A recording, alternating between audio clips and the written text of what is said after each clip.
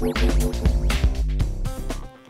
and welcome to Megawatt. I'm Katie Scott. In this week's episode, is your TV about the same size as your living room, or are you yearning for the latest home cinema system? Well, we have the latest goodies from Sony and Pioneer, so make sure you check out this week's episode before you reach into your pocket.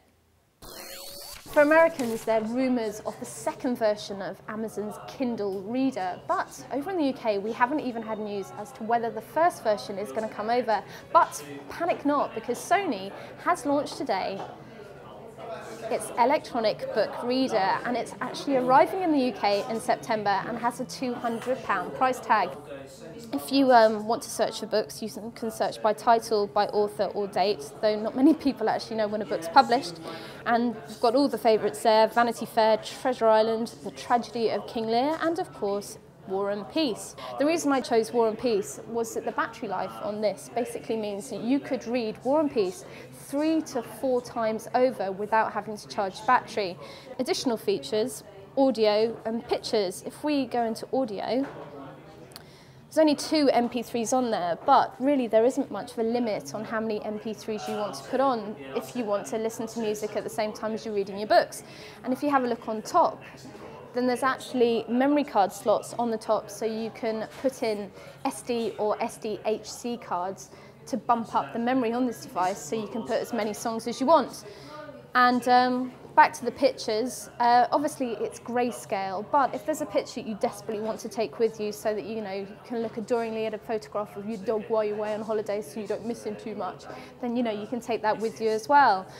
Also worth a mention is that Amazon's Kindle uses a proprietary format, which basically means that you're kind of tied into Amazon for getting new books, whereas Sony is working together with the EPUB format, which means that there is a much wider range of sources where you could actually get books from.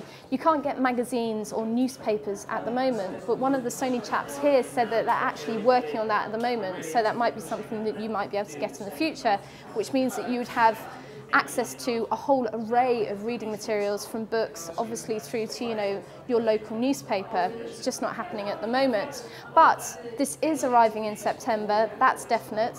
We know it's around £200, and that's the Sony reader. This is the OLED TV from Sony, which is so incredibly bright that we've actually had to bump down the colour on our camera in order to be able to record it.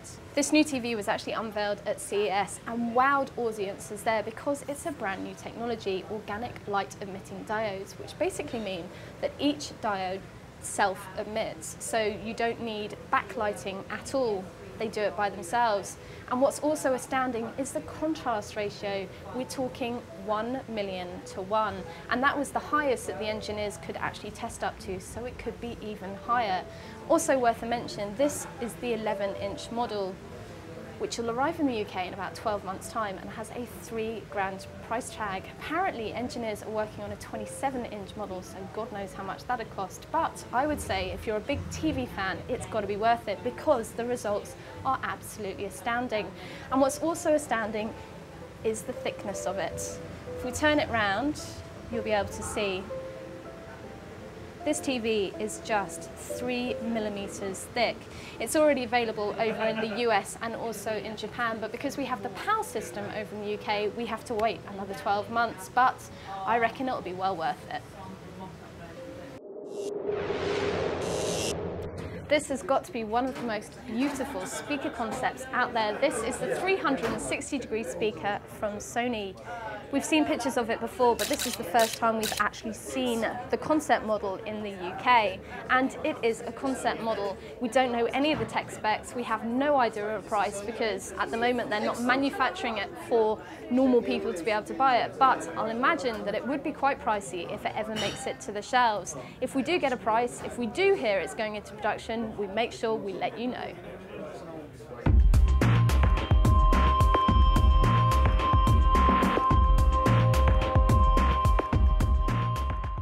Did you know you can print a normal picture on a panoramic paper, like so you get a nice long picture or a very wide picture. Now we're doing that today with the HP PhotoSmart C5 280, And we've got some Premium Plus HP photo paper as well, just to make the job even easier. Now we're going to load up a picture. Obviously you can do this on a PC, we're going to show you on a Mac. And so we've taken a picture of a very tall building because we thought, hey, that's probably going to make sense to print that in panoramic stage. So we go for the printing options, and it's all very simple. You just select the printer you need, and then we go about changing the paper size to fit the paper that we've got. So we go borderless panorama. And then as you can see, the image here looks a bit strange. So what we do is we scale it to fit the entire page. We flip the rotation, and it should all work beautifully now. So we're going to hit the print button, wait a couple of moments while the printer processes the information. And there you go, one very long print of a building, and it's as easy as that. This is the HDR CX11 Handycam from Sony, which is available now with the £699 price tag. What's interesting about this is that it's really aimed at family users because it combines stills technology with moving image technology. So video-wise, you're shooting at 30 frames per second, but this is the world's first Handycam to have smile detection. So it can detect up to 8 faces in a frame. You can prioritize between adults and children. And the minute that someone in that frame does a big, juicy smile, then you get a stills image, but it's still recording the whole time. Also worth mentioning is the CMOS sensor. You've got a 12 times Carl Zeiss lens on here, and on the top, the microphone. What's interesting about this is, say you're at your kid's nativity play and you're sitting next to someone who's got the world's worst cold, and your little mite is just about to come on stage and do their solo. This can actually be set so that when you zoom in on your child, the microphone will throw itself, so you'll still get your little cherub singing their little heart out while the person next to you is sneezing away. Also, something that Sony is very proud of is the fact that this comes with a 4GB Pro Duo card.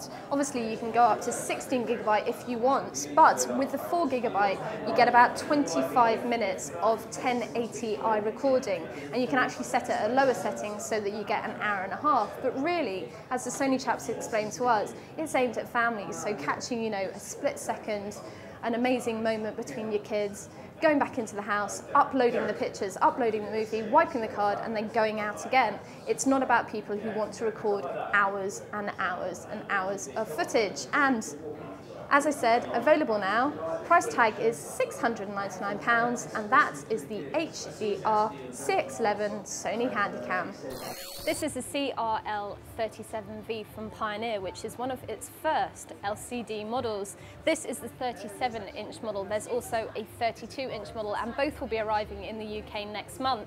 What's interesting is that Pioneer has been working with Sharp on its LCD models. So you've got a Sharp body, but you've got Pioneer electronics at the back, and you've also got, very importantly, a Pioneer filter on the front, which is the same filter as you have in the Pioneer Kuro plasma screens. And the guys said to us that this basically means you get better blacks, which is one of the things that people really notice difference-wise between plasma screens and LCD screens.